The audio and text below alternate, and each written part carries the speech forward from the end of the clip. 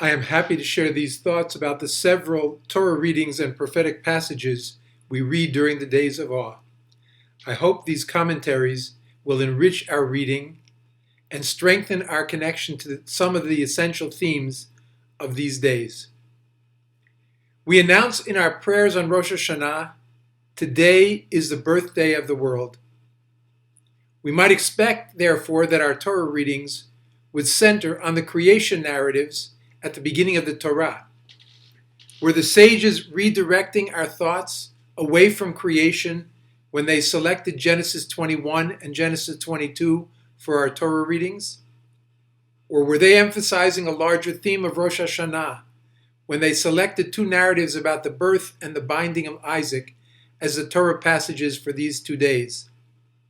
Let us keep in mind that while creation is a relatively minor theme of this season, remembrance is far more central. In selecting the birth of Isaac for our reading on the first day of Rosh Hashana, they were emphasizing the idea that God remembers. That means that God recalls God's promises to human beings. God fulfills those promises and is mindful of God's people for their good. Yes, it is initially and ultimately to the good of Abraham and Sarah and the Jewish people that God remembers Sarah and blesses a very elderly couple with a child. This blessing is, however, not without its profound challenges. As we dive more deeply into the complexities of Genesis 21, we discover that the challenges for Sarah, Abraham, and Sarah's servant Hagar as parents are not so different from our own challenges as parents.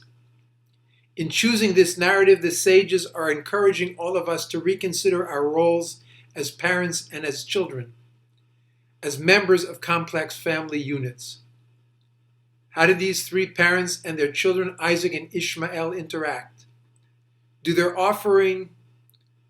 differing perspectives and desires in some way reflect our competing perspectives and desires as parents and children? As this narrative unfolds before us, it also should sensitize us to the trials within each Jewish family as it strives to gain and maintain its very delicate equilibrium. In Genesis 18, verse 10, God assures Sarah that she would give birth to a son, and that through that son, the line and legacy of Abraham and Sarah would continue. As our reading in Genesis 21 begins, God remembers this promise to Sarah and fulfills it. Her pregnancy is uneventful, and she gives birth to that son whom Abraham names Isaac, or Yitzchak. His name, as we know, means laughter, and brings to mind that Sarah laughed when she imagined that she and her aged husband could have a child. Her laughter perhaps captures the doubts that she had about her new journey as a parent. In Genesis 21, verse 6, she laughs, and she says, God has brought me laughter. Everyone who hears will laugh with me. Not unlike many new parents, she is conflicted. Will her neighbors rejoice with her, or will they laugh at her? Later in our passage, the Torah will echo the name Yitzchak in a negative way in connection with Isaac's rival Yishmael, who plays mitzachek. For Sarah, this playing represents a threat to her son Isaac and leads to her demand that Yishmael and his mother Hagar be sent away. We should not be surprised that the birth of Isaac and the presence of Yishmael create strife in this complex family. How often do we recognize that the birth of a sibling, in this case a half-sibling, reorders the family unit? In our case, Hagar, Sarah's servant, seems to be more than a real rival for Sarah. Sarah is not only troubled by her presence, she is also zealously protecting the rights of her son. She cannot eliminate Ishmael. He is, after all, Abraham's older son. She can, however, eliminate the possibility that Ishmael will usurp Isaac's place. Her devotion to her son appears at least unfeeling to her husband, Abraham, who is the father of both young men. Are there parents among us who have not struggled at some moment with the parenting decisions of our spouse? For me, Avraham's great distress speaks eloquently to the challenges of parenting in all ages. We should pause to consider why Sarah and Avraham are so far apart at this crucial moment. While Sarah can invest all her emotional energy in her son Isaac, Avraham must consider the well-being of both Ishmael and Isaac. In this first generation of Jewish parents, we already note that parents might favor one child over another.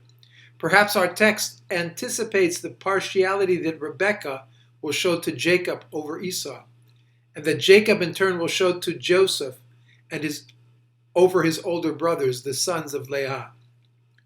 Avraham is troubled, as all parents might be. God reassures him that Ishmael will lead a nation. And in order to secure their safe departure, Avraham demonstrates his concern for Hagar and Ishmael by meeting them early in the morning and providing them with provisions for their journey. As Rabbi Reuven Hammer comments in his volume, Entering the High Holy Days, it undoubtedly would have been easier to leave this difficult act to one of his numerous servants, but that was not Avraham's way. We can only imagine the internal struggle Avraham is waging. Carrying out Sarah's directive might be right for the long term, but it is not without its painful consequences. When the scene shifts to the wilderness in which Hagar and Ishmael travel, we read of another weighty parental decision. Recognizing that their supply of water is gone, Hagar decides to cast her son away from her. She cannot bear to see him die. Desperately, she cries out. But it is not to her cries that God responds. Interestingly, the Torah then says, God heard the voice of the young man. We didn't even know that he was crying out in anguish. God's messenger restores Hagar's strength, and God reveals to Hagar the pool of water which will sustain both Hagar and Ishmael in their time of need.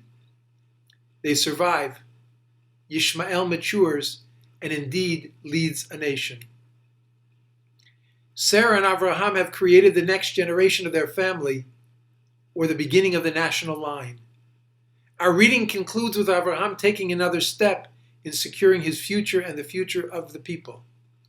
He completes a treaty with Avimelech, the leader of the Philistine nation, and he plants a tree in Beersheba, establishing himself in the land God promised to him and to his descendants. Genesis 21 then leaves us with crucial questions to consider.